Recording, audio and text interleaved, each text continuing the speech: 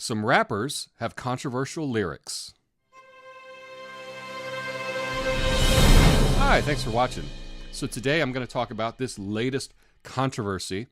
It just hit the New York Times. I've known about it for about a week, but I didn't think it would blow up this big, but it has, so let's talk about it.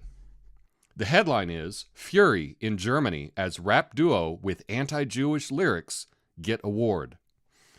Now, right off the bat, I want to say that I don't want my channel to just be me defending people that are politically incorrect. I think that gets tedious, tiresome, boring, so that's not what I want my channel to be. But in this particular case, I know about this group.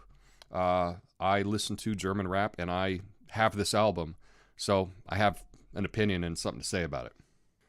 In Germany's hugely popular hip-hop music scene, one of the biggest albums of the past year was from two trash-talking rappers who rhymed about their prowess in the bed and in the weight room and about violently dominating their opponents.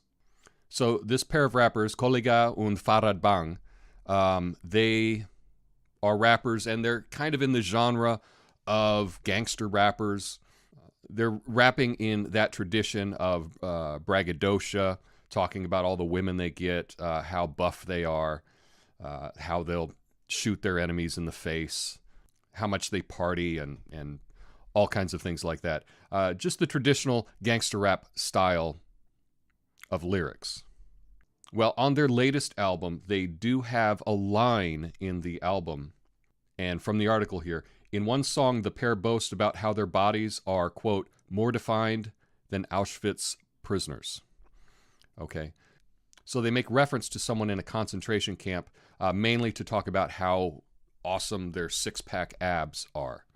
Now, there was an awards ceremony last weekend, the Echo Awards in Germany, and they received a hip-hop album of the year, and that's caused a lot of controversy because of these lyrics. Now, I'll read further from the article. The objectionable lyrics in the winning album, titled Young, Brutal, Good-Looking 3, do not explicitly deny the mass slaughter of some 6 million Jews by the Nazis, nor do they specifically incite hatred of Jews, both of which would have been made illegal under Germany's strict law banning Holocaust denial. On the night of the ceremony, Kollegah replied to criticism by saying, I don't want to make a political debate out of this, and invited anyone who wanted to discuss it to approach him at the after-party. Now, in the past, they defended their lyrics as art and exaggeration. They've since offered to let Jews come to their concerts for free forever, and they say they bore no hatred whatsoever. This is one thing that happens in rap. They say outrageous things. That was a very distasteful line in the song, but in that particular song, there's way worse things that they say, and I'm not even going to repeat. But just the mention of a concentration camp, does that mean that it's anti-Jewish? That's a question that I'm not answering. I'm not touching. But I'll give you an example to put that in context. Notorious B.I.G. in his hit song, Juicy, well, he said this.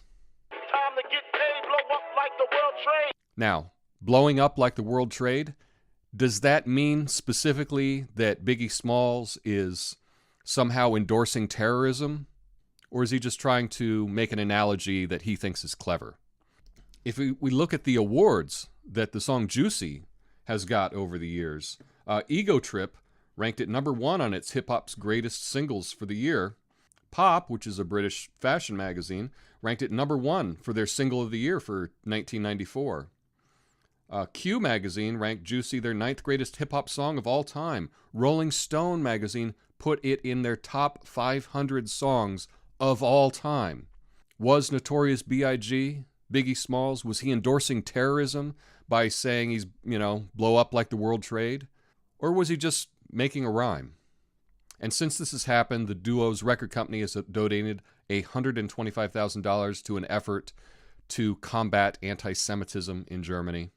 If you are interested in checking out the album, I will leave a link to the SoundCloud in the description below.